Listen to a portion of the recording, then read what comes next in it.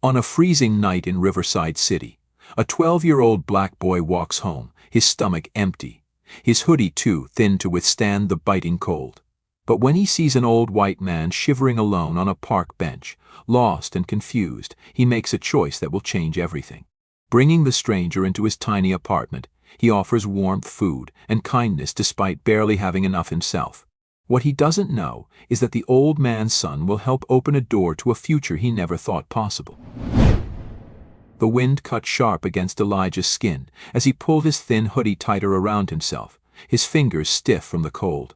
He walked with his head down, his sneakers worn so thin that each step on the cracked sidewalk sent a small jolt of pain through his feet. The streets of Riverside City were lined with tired buildings, their paint peeling like old scars, windows dimly lit by the weak glow of street lamps. It was a part of town people didn't talk about, the kind of place where the buses ran late, the grocery stores overcharged for spoiled food, and the landlords didn't bother fixing what was broken, because they knew nobody could afford to leave.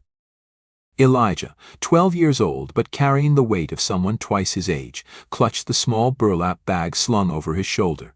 It was empty except for a few crumpled soda cans he had collected from the sidewalk, barely worth $1 at the recycling center, but maybe enough to buy a piece of bread from the corner store. He had learned to stretch a meal, to ignore the gnawing hunger that had become more of a dull ache, a constant presence rather than something to be feared. As he passed the corner of West Monroe and 18th Street, the usual group of kids from Fairview Middle stood under the awning of a well-lit coffee shop, their voices cutting through the night like blades. Elijah didn't have to look up to know they were watching him. He could feel it, the weight of their stares, the sneers curling their lips. "Hey, look, it's the little trash collector," one of them jeered. A tall boy named Blake, his blonde hair neatly styled, his coat heavy and expensive looking. "Find anything good today? Maybe a new pair of shoes." Laughter erupted from the group. Elijah clenched his jaw but kept walking. He knew better than to respond. People like them, kids who had never gone to bed hungry, never had to scrape together change for food, would never understand. Another voice, softer, but dripping with the same cruelty, chimed in. "Maybe if you smile, someone will throw you a few pennies." "Or maybe not," Blake snickered. "Nobody tips street rats." Elijah's stomach twisted, but he didn't slow down. He had learned long ago that fighting back only made things worse. His mother had warned him about boys like them. "You don't get to make mistakes the way they do," she had said once, her voice low and firm. A black boy standing up for himself is always seen as trouble, no matter how right he is. He turned the corner, leaving the sound of their laughter behind him. His pace quickened, his hands tightening into fists inside his hoodie. He wished, just for once, that he could make them understand, that he could show them what it felt like to go home to an apartment where the heat had been shut off for weeks, to watch his mother work herself to exhaustion for pennies, to have a 6-year-old sister ask if they would have food tomorrow and not know the answer. He hadn't meant to stop here, but his feet carried him anyway, drawn to the quiet solitude beneath the dim streetlights. The city moved beyond the iron gates, cars honking, voices calling, but inside the park everything was still. The swing set creaked in the wind, the trees rustled softly, and for a moment Elijah just stood there, breathing, letting the silence press against his skin. Then he saw him. The old man sat hunched on a weathered bench, his thin jacket barely covering his frail body. His white hair was tousled, the wind tugging at it like restless fingers. His hands, spotted with age, trembled in his lap, and his face, pale and lined with deep creases, was set in an expression of quiet confusion. He wasn't moving, wasn't looking at anything in particular, just staring at the ground like he was trying to remember something that had slipped through his grasp. Elijah hesitated, his body instinctively telling him to keep walking. This wasn't his problem. He had enough to worry about: an empty stomach, overdue bills, a mother who worked herself to exhaustion, a sister who needed more than he could give. But something about the way the man sat there, so small, so lost, made Elijah pause. He stepped forward, clearing his throat. "Sir." His voice felt too loud in the stillness. The old man didn't react. Elijah tried again, softer this time. "Hey, are you okay?" Slowly, the man lifted his head. His eyes, a pale, washed-out blue, met Elijah's with a flicker of recognition, then clouded over again like a fog rolling in. His lips parted, his breath uneven. I don't know, he murmured, his voice barely above a whisper. Elijah frowned, glancing around the park. The place was nearly empty. No one else seemed to notice the old man sitting there, shivering, lost in whatever place his mind had taken him. Elijah could see it now, how the man's clothes, though old, were once expensive, how his shoes were polished but scuffed from wandering. He didn't belong here. Do you? Elijah hesitated. Do you know where you're supposed to be? The man blinked slowly, his gaze unfocused. I was with someone, I think. But I can't remember. His voice cracked on the last word, his fingers twitching against his lap as if trying to grasp something invisible. His entire body trembled, not just from the cold, but from something deeper, something Elijah couldn't name. Elijah clenched his jaw, his mind racing. He had no idea what to do. He should call someone, except he didn't have a phone. He could go find a cop, but what if they didn't care? What if they treated this man the way they treated so many people in this neighborhood, as an inconvenience rather than someone in need? His stomach growled, reminding him of the single slice of bread waiting for him at home. He was starving. His mother and Amari were waiting. He didn't have time for this. But then he looked at the man again, the way his hands curled into his thin jacket, as if that alone could keep the cold out, the way his lips were beginning to turn pale. Elijah exhaled, his breath visible in the cold air. He had been cold before.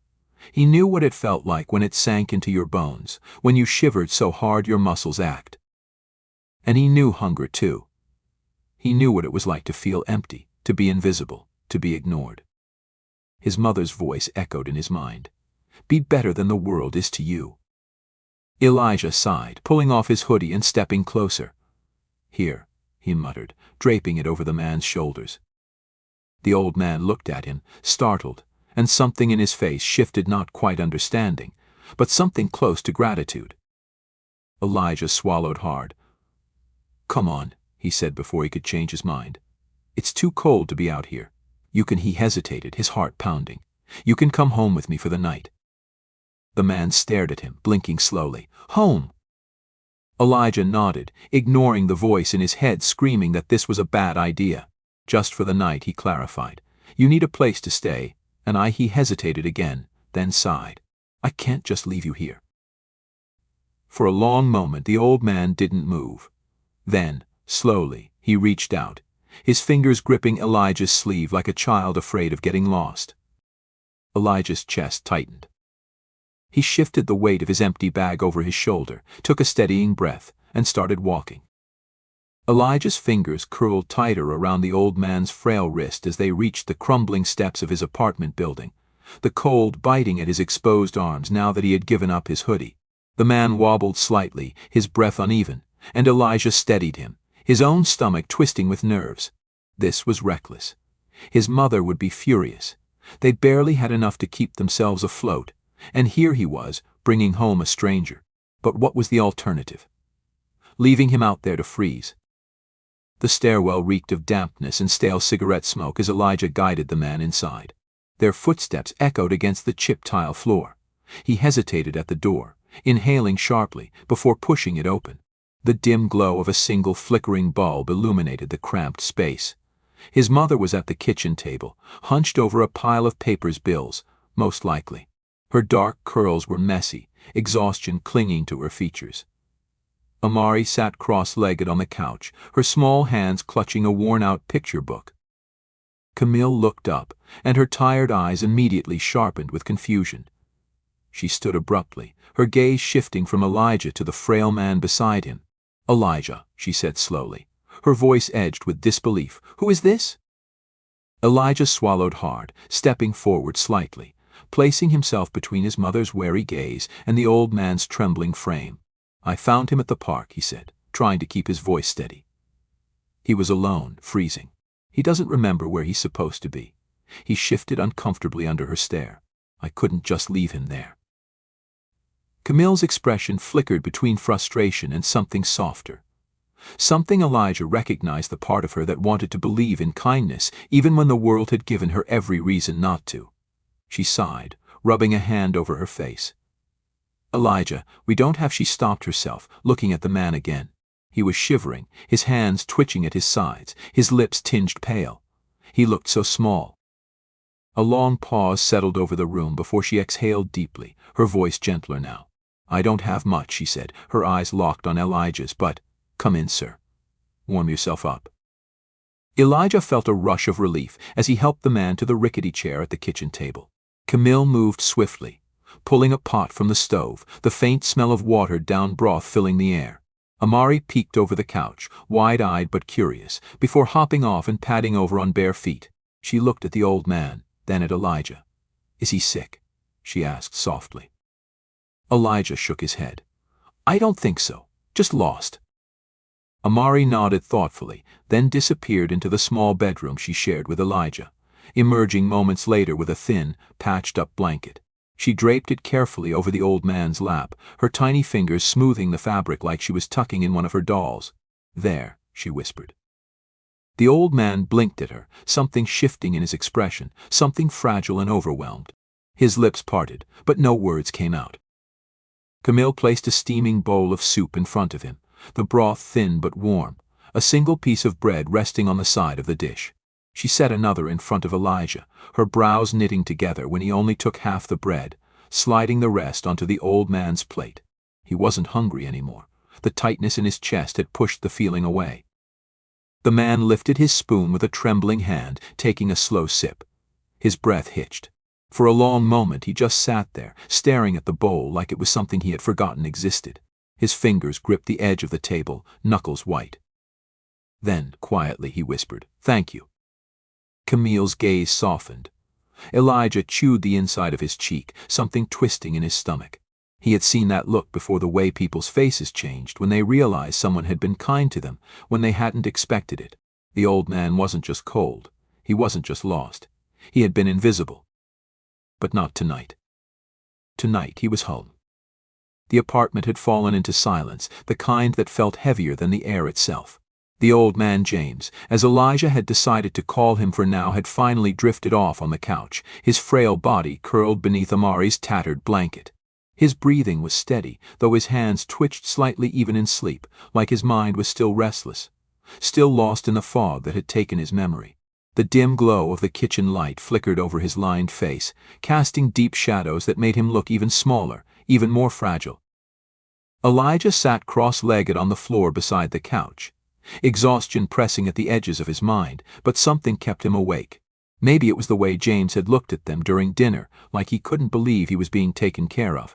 Maybe it was the way his mother had silently pulled out an extra pillow without saying a word about how they barely had enough as it was. Or maybe it was the thought that, somewhere out there, someone had to be looking for him. His gaze drifted to James's wrist, where a thin silver bracelet caught the weak light. It looked expensive, but worn like it had been there for years. The metal was slightly scratched, the edges dulled from time, but something about it stood out. Leaning in closer, Elijah squinted, his fingers brushing against the cool surface. There, etched faintly into the underside of the band, was a series of numbers. A phone number. Elijah's breath caught. His fingers traced over the digits as his mind whirled. It had to be a contact, someone close to James, maybe a family member, maybe someone who had been searching for him.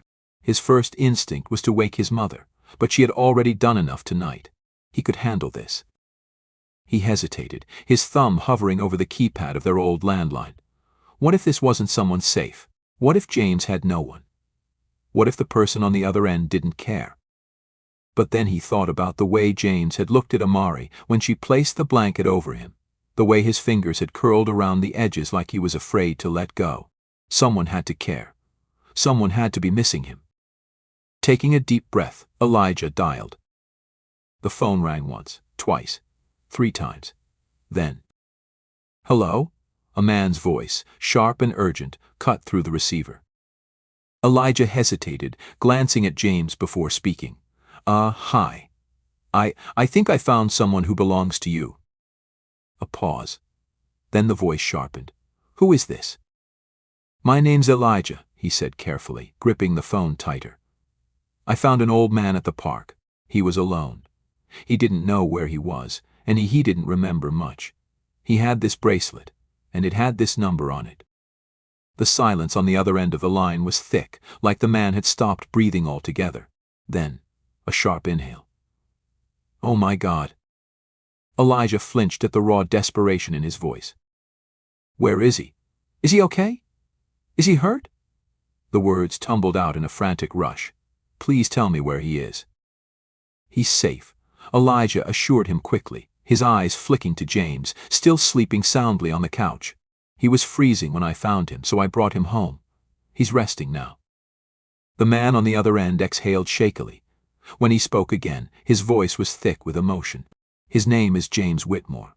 He's my father." He has another pause, this time filled with something heavier. "He has early-stage dementia. He gets confused sometimes. I took him to the park today for some fresh air, and I turned my back for 1 second to take a call. When I turned around, he was gone." Elijah closed his eyes, the weight of it settling deep in his chest. He wasn't just some old man lost in the cold. He was someone's father. Someone's family. "I'd been looking for him for hours," the man continued, his voice breaking. "I thought he cut himself off, like he couldn't even bear to say what he had feared. Then, steadier now, where are you? I'm coming to get him." Elijah hesitated. He wasn't used to trusting strangers, wasn't used to giving out his address to people he didn't know, especially someone who sounded like they came from a world far removed from his. But this man, he didn't sound like someone pretending to care. He sounded like someone who had just been given back something he thought he had lost forever. Elijah swallowed hard and told him where to find them. An hour later, the rumble of an approaching car echoed through the quiet street, its headlights casting long shadows against the cracked pavement. Elijah stood near the window, watching as a sleek black sedan pulled up in front of their building, too polished, too expensive for this side of town. The engine cut off, and for a moment there was only silence. Then, the driver's door swung open, and a man stepped out. He was tall, dressed in an elegant wool coat, his movements quick, sharp, purposeful. His face, though composed, carried the weight of worry, his eyes scanning the dimly lit street before locking onto the door to Elijah's apartment. Elijah swallowed hard. He wasn't sure what he had expected, but this man Carter Whitmore looked nothing like him. Nothing like the people who lived in Riverside City. He looked like the kind of man who belonged in the parts of town Elijah never dared to go. The kind of man who had never had to wonder where his next meal was coming from. And yet, the desperation in his eyes, the way his fingers trembled as he reached for the door handle, made him seem almost human. Elijah opened the door before he could knock. Carter barely spared him a glance before stepping inside, his sharp eyes sweeping the room. Then he saw him. James was still curled on the couch, wrapped in Amari's blanket, his chest rising and falling in deep, steady breaths.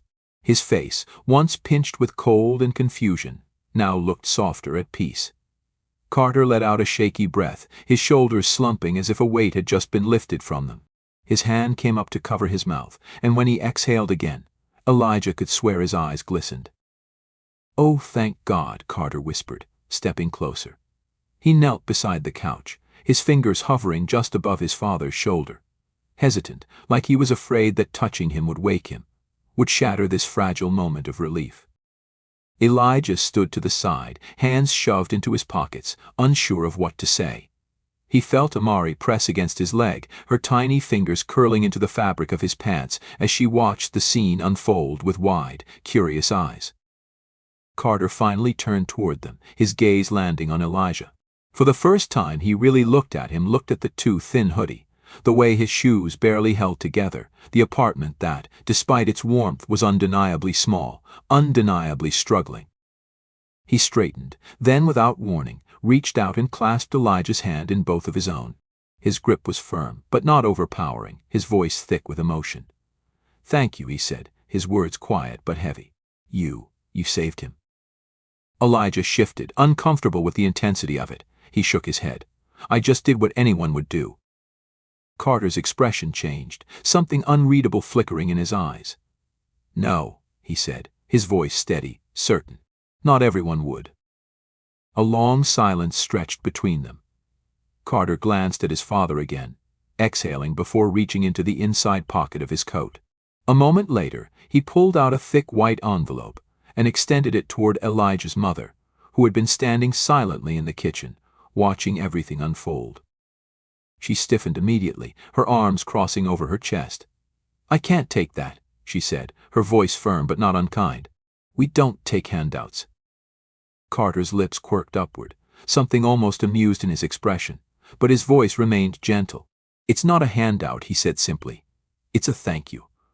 A real one." Elijah watched as his mother hesitated.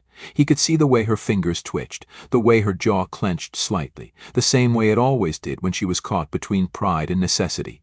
But then she glanced at Elijah, at Amari, at the flickering light above them, and something in her shifted. Slowly, almost reluctantly, she reached out and took the envelope. Carter gave a small nod, then looked back at Elijah. "And you," he said, his voice softer now, "are you in school?" Elijah froze. His stomach twisted. He glanced at his mother, who looked away. Carter's gaze sharpened, as if he already knew the answer. "Do you want to be?" Elijah's throat felt tight. He wanted to say yes. God, he wanted to say yes. But wanting something didn't make it possible. He cleared his throat, shrugging. "I mean, yeah, but we don't exactly have." Carter cut him off with a small smile. "You do now." Elijah's mouth opened, but no words came out. "I'll cover it," Carter continued, his tone leaving no room for argument. "Tuition, supplies, whatever you need. All I ask is that you keep doing what you're doing. Keep working hard. Keep being the kind of person who does the right thing, even when no one's looking." Elijah's chest tightened.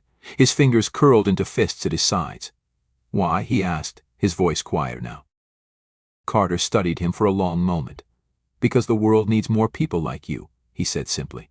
"And because I can." Elijah looked at his mother again. She was staring at him, something unreadable in her eyes. Then, slowly, she nodded. And just like that, everything changed. 1 week later, Elijah stood in front of the school building, his backpack new, heavier than he was used to, slung over his shoulders. His stomach was knotted with something that felt a lot like fear. But when he glanced to the side, he saw Carter's car idling at the curb. The man inside didn't wave, didn't call out, just gave him a small nod, as if to say, "You've got this." Elijah exhaled and stepped inside.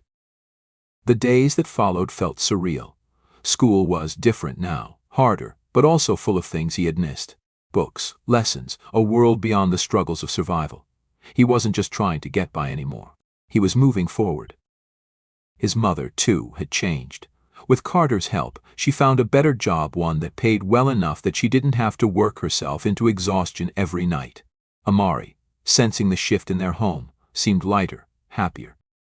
One evening, as they sat at the kitchen table, now lit by a steady, warm glow, Amari tilted her head, asked, "Elijah, are we okay now?" Elijah hesitated, looking at his mother, at the food on the table, at the bills that no longer felt like a death sentence. He smiled. "Yeah," he said softly, "I think we are." His mother reached over, squeezed his hand. Amari giggled, leaning against him. The room was still small, still old, still theirs, but it felt different now. Lighter. Hopeful. And for the first time in a long time, Elijah believed in tomorrow. Join us to share meaningful stories by hitting the like and subscribe buttons. Don't forget to turn on the notification bell to start your day with profound lessons and heartfelt empathy.